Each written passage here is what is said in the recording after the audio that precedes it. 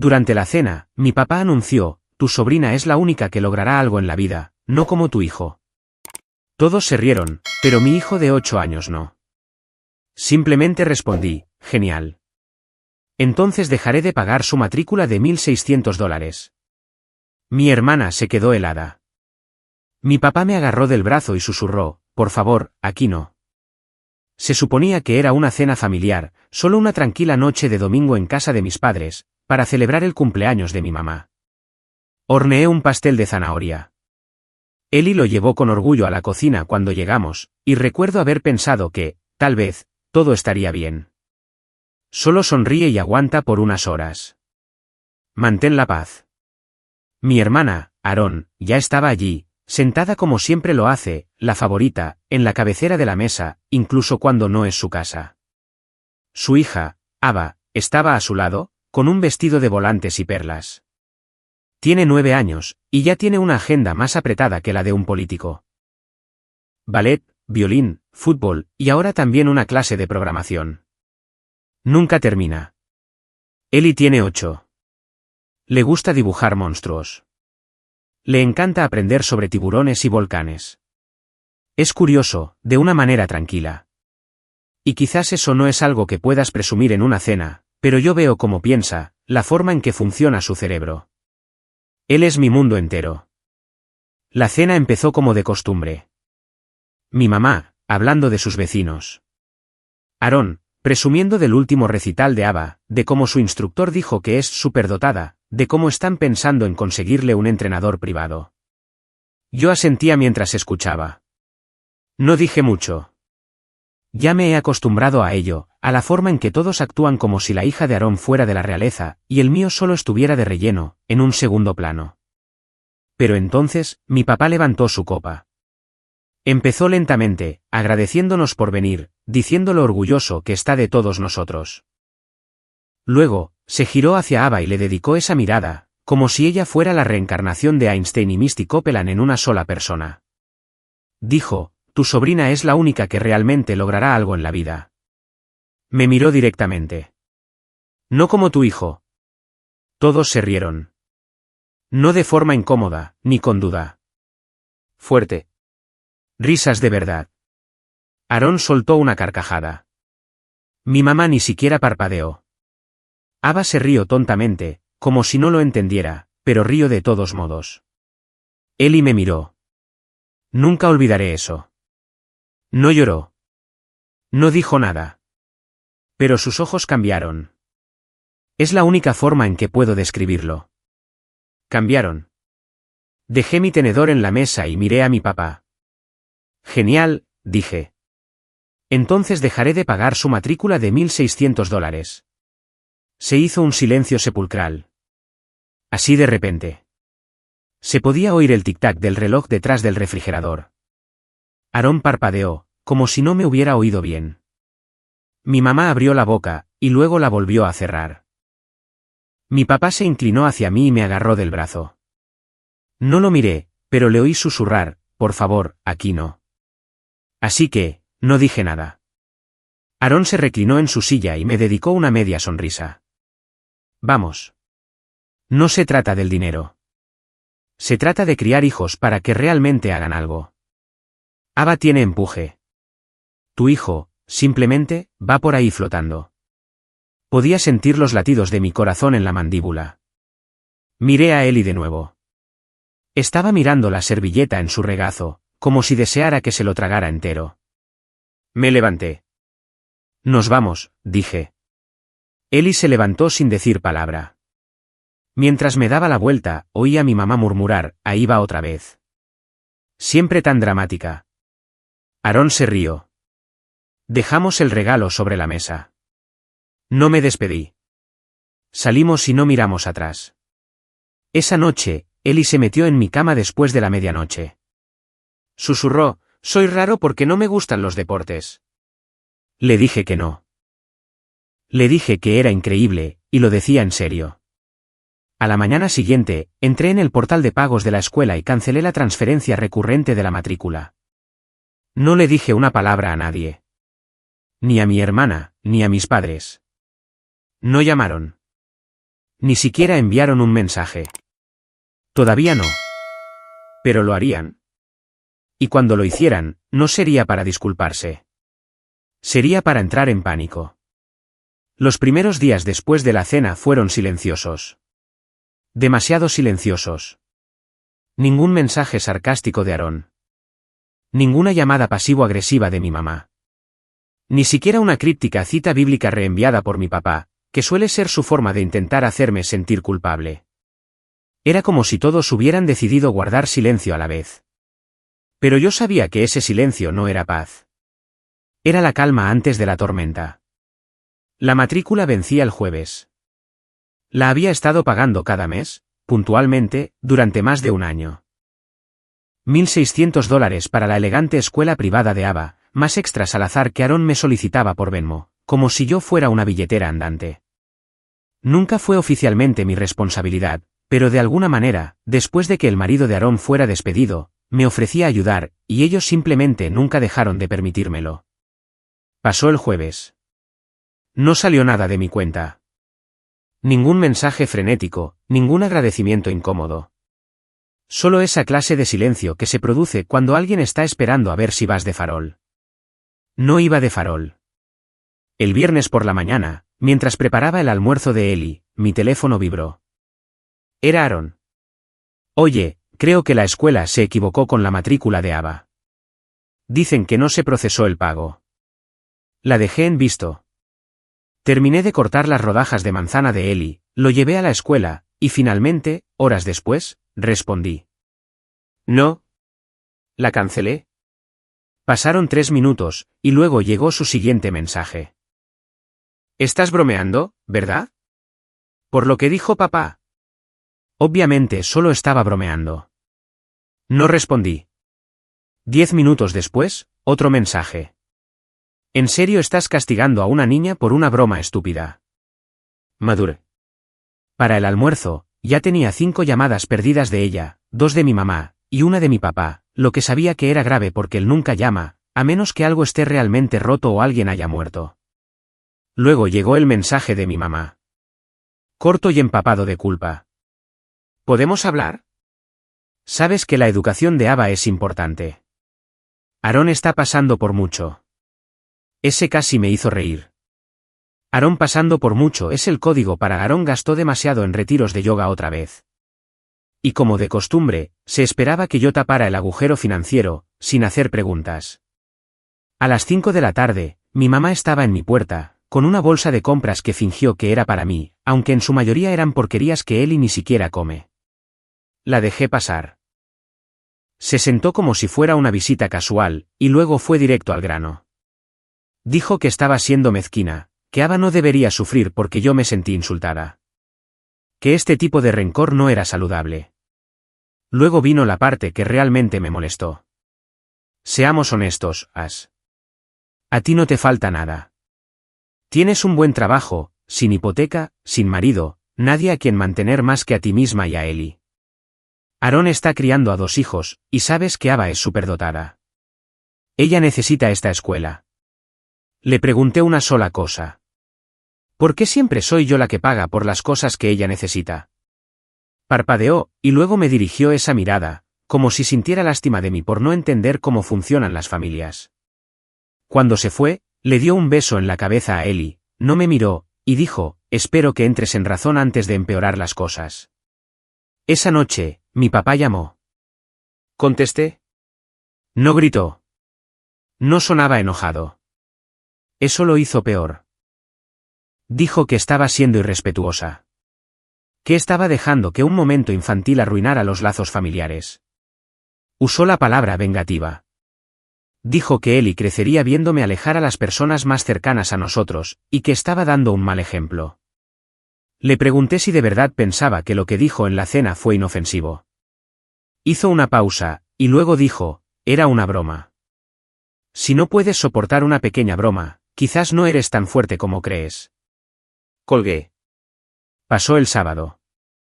El domingo vino y se fue. Nada. Pero sabía que esto no había terminado. Luego, el lunes por la mañana, llegó un mensaje de mi papá. Pasaremos mañana solo para aclarar las cosas. Me quedé mirando la pantalla. Algo no encajaba, como si no vinieran a aclarar las cosas en absoluto. Como si algo más se estuviera tramando. Les dije, claro. Y me aseguré de que cada habitación de la casa estuviera limpia y cada armario cerrado. No sabía por qué. Todavía no. Llegaron a mi entrada justo a tiempo, a las 10 de la mañana en punto, como si fuera una reunión que hubieran ensayado. Mi papá salió primero, con los brazos cruzados, como si se preparara para una pelea que no quería admitir que él había empezado. Mi mamá lo siguió, con un pastel envuelto en papel de aluminio, actuando como si todo estuviera bien. Los observé desde la ventana antes de abrir la puerta. Ni siquiera llegamos a la cocina. Se dirigieron directamente a la sala de estar, se sentaron como si vivieran allí, y yo me paré frente a ellos, con los brazos cruzados. Mi mamá fue la que más habló. Siempre lo hace cuando intentan jugar al policía bueno y al policía malo. Empezó diciendo que solo querían ver cómo estaba, que la última semana había sido difícil para todos, que Aaron estaba muy sensible y no había dicho en serio todo lo que dijo, y que Ava se sentía confundida, sin entender por qué, de repente, podría no volver a la escuela. Yo solo asentía. No dije mucho. No era necesario. Ya había escuchado esa misma canción y baile antes. Siempre se trataba de los sentimientos, nunca de las acciones. Siempre se trataba de convertirme en el problema por reaccionar, nunca de lo que ellos dijeron o hicieron para llevarme a ese punto. Entonces mi mamá soltó la frase que claramente había estado guardando. Es solo una niña, Ash. Estás castigando a una niña de 9 años porque te sentiste avergonzada en la cena. Tú no eres así. La miré fijamente por un segundo, y luego dije, no estoy castigando a nadie. Simplemente ya no voy a pagar. Mi papá finalmente habló. Esta es tu familia. No te alejas de la familia. Ayudas cuando se te necesita. Le pregunté, ¿crees que burlarse de mi hijo delante de todos fue una ayuda? No respondió. Simplemente se removió en su asiento y miró más allá de mí, como si esto estuviera por debajo de él ahora. Supongo que se dieron cuenta de que no iban a obtener un sí de mí, porque el tono cambió rápidamente después de eso. Mi mamá pidió calentar el pastel en la cocina, dijo que también había traído crema batida para Eli. Le dije que estaba bien, y se fue con una sonrisa, como si acabara de marcar un punto. Un minuto después, mi papá se levantó y dijo que necesitaba ir al baño. Le señalé el pasillo sin decir una palabra y me senté, sin pensar mucho en ello en ese momento. Pasaron unos minutos.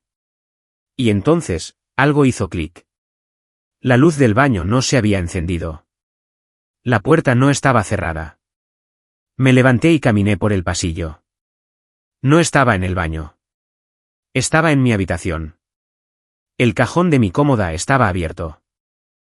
Sostenía el sobre que yo guardaba, escondido debajo de una pila de camisetas viejas. Dinero de emergencia, unos $1000. Lo había estado ahorrando en silencio durante meses, por si algo salía mal con el coche o si Eli necesitaba algo que no pudiera cubrir de inmediato. Me quedé en el umbral de la puerta. Se quedó helado, no dijo nada, solo miró el sobre en su mano, y luego a mí. Después, lo volvió a poner lentamente en su sitio y pasó a mi lado como si nada hubiera pasado. Lo seguí fuera. Mi mamá todavía estaba en la cocina, de pie cerca de la estufa, con el pastel intacto. Nos miró a ambos, y me di cuenta de que ella ya lo sabía. Por supuesto que sí. Esto fue coordinado. Una distracción y una búsqueda. Les dije a ambos que se fueran. No discutieron. Mi papá cogió sus llaves. Mi mamá ni siquiera se despidió. Cerré la puerta con llave detrás de ellos. Luego me senté en el suelo del pasillo y me quedé mirando la alfombra durante mucho tiempo. No se trataba del dinero. En realidad, no. Se trataba de lo que significaba, que ellos veían lo que yo tenía, incluso lo que pudiera tener escondido, como algo a lo que tenían derecho. Que cruzarían una línea así, sin ninguna vergüenza, solo para exprimirme un poco más, porque yo era la que podía permitírselo, porque yo era la que siempre había estado ahí, para sostener a Aaron cada vez que caía. Esa noche le envié un mensaje a Aaron. Resuélvelo tú. He terminado. Respondió menos de un minuto después. Increíble.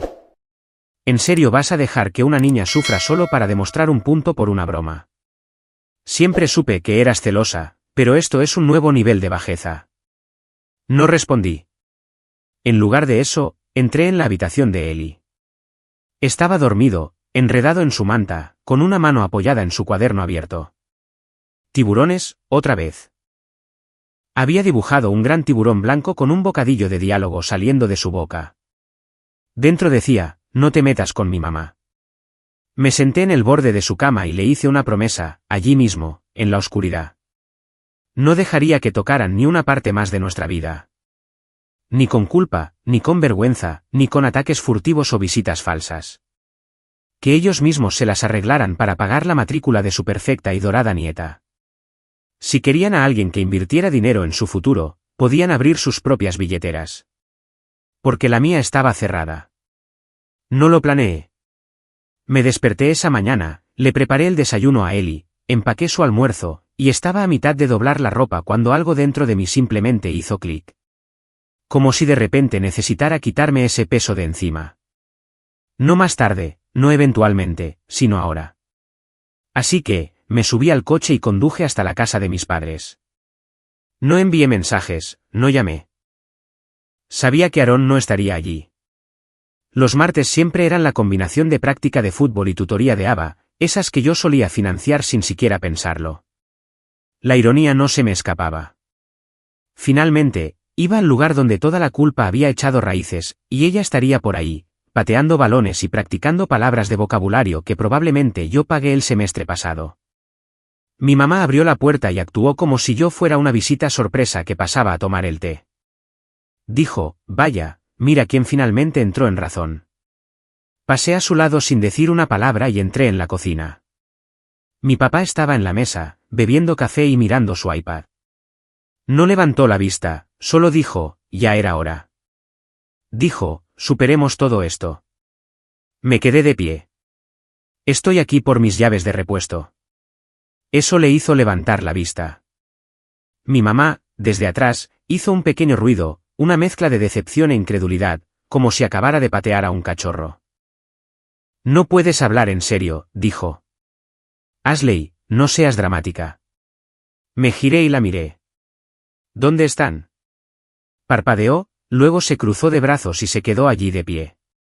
No quería dármelas, pero no discutió por mucho tiempo. Pasaron unos segundos y suspiró, desapareció por el pasillo y regresó con un pequeño plato de cerámica, del tipo que usaba para guardar caramelos de menta. Dentro estaban las llaves. Mis llaves. La de la puerta principal, el mando del garaje, incluso esa llave de repuesto de la verja que apenas recordaba haberles dado.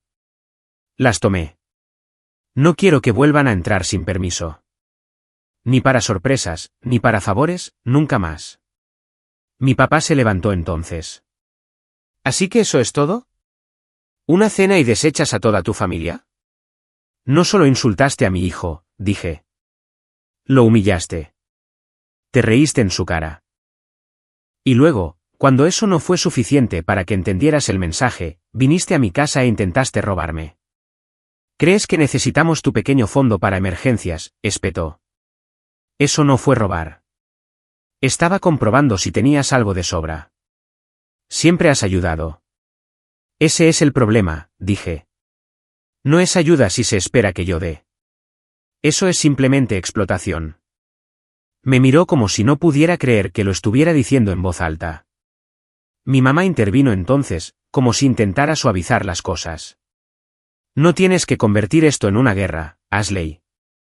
Sabes que en el fondo siempre hemos estado orgullosos de ti, pero Ava.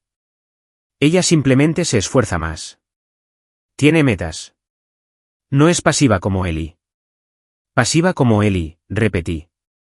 No lo dije de esa manera. Solo quise decir. Que no parece interesado en nada. Tiene 8 años. Bueno, Ava tiene 9. Los miré a ambos. Creen que estoy haciendo esto porque estoy resentida o guardo rencor, pero lo estoy haciendo porque cada vez que he intentado proteger a mi hijo, lo han convertido en una broma. Ya no estoy bromeando. Mi mamá dio un paso adelante, con la voz baja. Estás cometiendo un error. Él iba a crecer resintiéndote por habernos sacado de su vida. Lo estás aislando.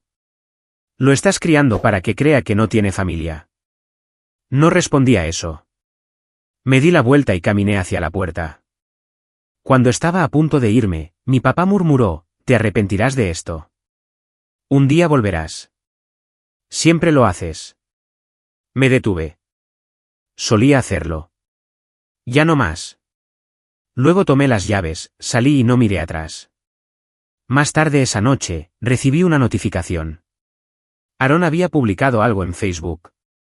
Un estado vago y quejumbroso que decía, algunas personas prefieren dejar que un niño sufra antes que soltar su amargura. Es asqueroso lo que los celos le hacen a una persona. No reaccioné.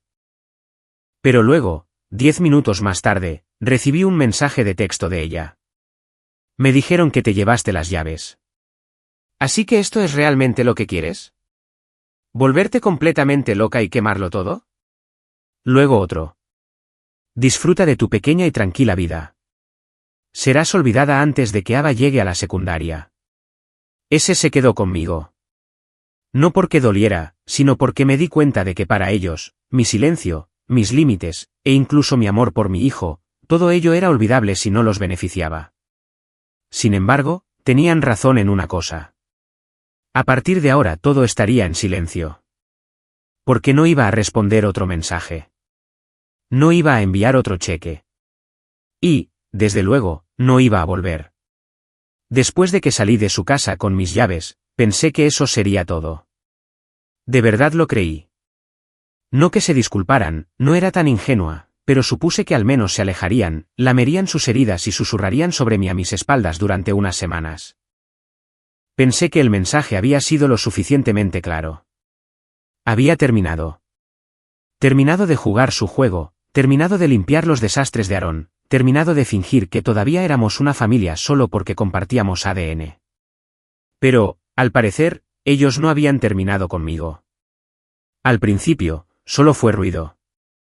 Aaron publicó otro estado, algo vago sobre parientes que sabotean por celos, y mi mamá envió un par de mensajes de texto como si nunca hubiera pasado nada. Solo para saber cómo estás. Espero que Ellie esté bien. Seguido, un día después, horneé tu favorito. ¿Quieres que te lleve un poco? No dije nada. Dejé que todo se quedara ahí, sin leer, no deseado. Luego, las llamadas comenzaron a llegar desde números que no reconocía. Una de ellas era la profesora de ballet. Otra, de la oficina de administración de la escuela. Al parecer, alguien les había dicho que había un problema con el método de pago. Solo estaban comprobando si lo iba a solucionar. Les dije a cada uno de ellos que no, formalmente, cortésmente y para que constara. Dije que no era responsable de ningún pago futuro. Debían contactar directamente a los padres de Ava. Esa parte se sintió bien. La parte que no, esa llegó 4 días después. Era un jueves. Había trabajado hasta tarde, y Ellie ya había comido y estaba dibujando en la mesa de la cocina. Fui a mi habitación a cambiarme y noté que el cajón de mi mesita de noche estaba abierto. Solo estaba ligeramente entreabierto, tal vez 1 pulgada, pero nunca lo dejo abierto. Siempre lo cierro por completo porque una vez Ellie derramó jugo dentro, y desde entonces he sido maniática con mantenerlo ordenado. Esa fue la primera señal de alerta. La segunda fue el leve olor, como si alguien hubiera usado una loción para después de afeitar barata. Algo que mi papá usaba, siempre en exceso. Revisé el resto de la habitación, luego el pasillo, luego la puerta que daba al garaje. Estaba cerrada, pero el cerrojo estaba raspado. No roto, no forzado, solo arañado. Entonces recordé que había tenido un fontanero la semana anterior y había dejado la puerta lateral del garaje abierta mientras trabajaba. Esa misma tarde, mi papá había pasado a dejar un paquete y actuó confundido cuando no lo dejé entrar. Revisé la grabación de la cámara del garaje. No era solo un hueco en la grabación, estaba completamente desconectada, es decir, el cable estaba desenchufado de la pared. Se me revolvió el estómago. Volví a mi habitación y miré de nuevo. No faltaba nada. Mi dinero de emergencia todavía estaba allí, pero alguien había estado en la casa. Y no habían venido a hablar. Ni siquiera habían llamado a la puerta. Habían entrado en silencio, como si lo hubieran hecho antes. Como si creyeran que todavía tenían derecho a estar allí. No dormí esa noche. Me quedé despierta viendo a Ellie respirar, con una mano en el bate de béisbol que guardaba cerca de la puerta, con el corazón acelerado cada vez que pasaba un coche por fuera. A la mañana siguiente, hice lo que debería haber hecho hace mucho tiempo. Cambié todas las cerraduras. Puerta principal, puerta lateral, garaje. Pagué por un nuevo sistema de seguridad, incluso actualicé las cámaras a unas con copias de seguridad en la nube.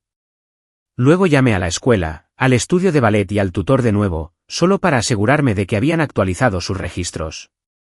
Eliminé mi nombre de todo, permanentemente. Luego hice algo que nunca pensé que tendría que hacer. Presenté una denuncia policial. No di nombres. Solo dije que había habido un posible intento de allanamiento. Describí la situación sin suposiciones, pero dejé claro que me lo estaba tomando en serio. Y cuando el oficial me preguntó si tenía alguna sospecha, le dirigí una larga mirada y dije, tengo a algunas personas en mente. Ese mismo día, bloqueé todos los números que pude. Mi mamá, mi papá. Eliminé el antiguo chat grupal de la familia. Incluso me aseguré de que la escuela solo tuviera mi número para Ellie. Ningún contacto de emergencia, a menos que yo lo aprobara personalmente. También los quité de la lista de personas autorizadas para recogerlo. Esa noche, mientras acostaba a Ellie, me preguntó algo. Mamá, estamos enojados con la abuela y el abuelo. Hice una pausa. No estamos enojados. Solo estamos manteniendo nuestra distancia. ¿Por qué? Lo miré. Porque no estaban siendo amables con nosotros. Y a veces, aunque alguien sea de la familia, si te siguen haciendo daño, tienes que alejarte. Asintió, como si eso tuviera perfecto sentido. Luego dijo, creo que siempre fueron un poco malos contigo. Y así, supe que había tomado la decisión correcta. Al día siguiente, encontré una carta en mi buzón. Sin remitente, solo una página impresa dentro. Si quieres cortar lazos con nosotros, bien. Pero un día nos necesitarás, y no estaremos allí.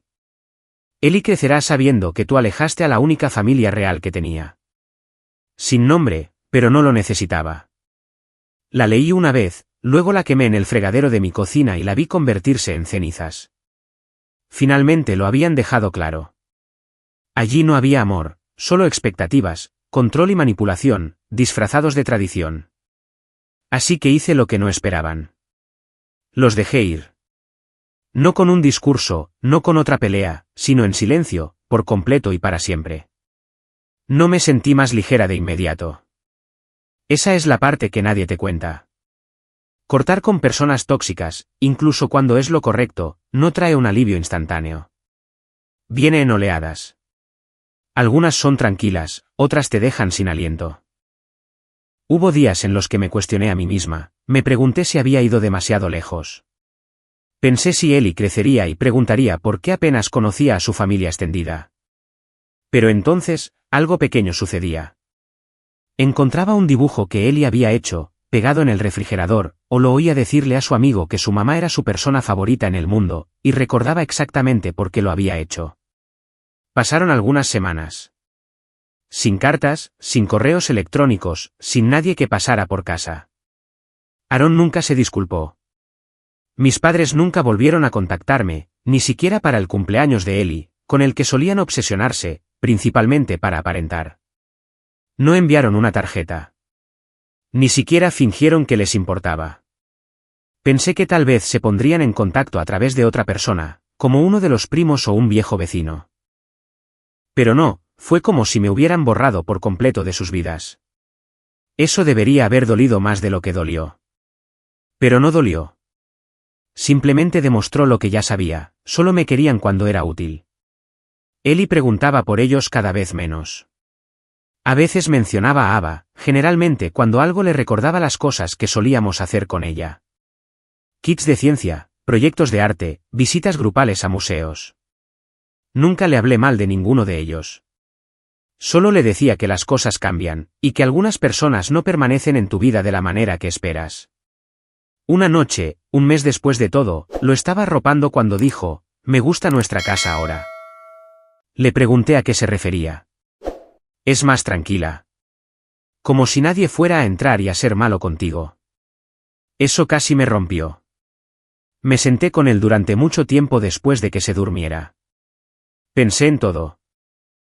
Los años que pasé siendo la que ayudaba, la que amortiguaba los golpes, aquella en la que podían apoyarse sin preguntar nunca cuán pesado era para mí. Pensé en la forma en que hablaban de Eli, como si fuera un problema, como si el simple hecho de ser quien era lo hiciera inferior. Y pensé en ese momento en que sorprendí a mi papá en mi habitación, con los dedos alrededor del sobre como si le perteneciera. Ese fue el momento en que me perdieron. A toda yo. Solía creer que las familias funcionaban como cuentas bancarias. Depositas amor, tiempo, lealtad, y eventualmente recibirás algo a cambio. Pero eso no es cierto. No si eres la única que deposita y todos los demás retiran. No, ahora solo somos él y yo.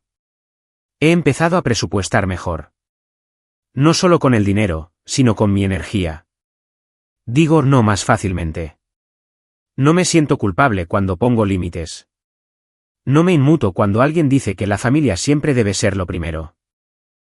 Ya no. Porque la familia no es solo quien comparte tu apellido. La familia es quien está ahí para ti.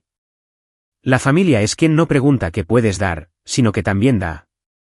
La familia es quien protege a tu hijo, no quien lo ridiculiza en la mesa. Ellos viven su vida ahora.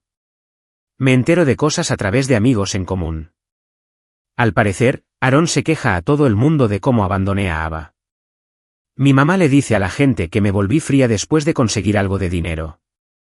Mi papá, él está mayormente en silencio, o eso me han dicho. Que hablen. Que se mientan entre ellos hasta que olviden la verdad. Ya no estoy esperando su disculpa. Él está prosperando. Está escribiendo historias, construyendo cosas, aprendiendo ajedrez ahora. Me dijo la semana pasada que quiere ser un biólogo marino que también escribe libros. Le dije que eso sonaba perfecto. Le hice una promesa. En silencio, para mí misma, pero real. Nunca más tendrá que sentarse en una mesa y sentirse pequeño porque alguien que se supone que lo ama decide tratarlo como una broma. Nunca dejaré que nadie se acerque lo suficiente como para hacerlo sentir así de nuevo. Ni siquiera la sangre. Estamos bien ahora. Estamos más que bien.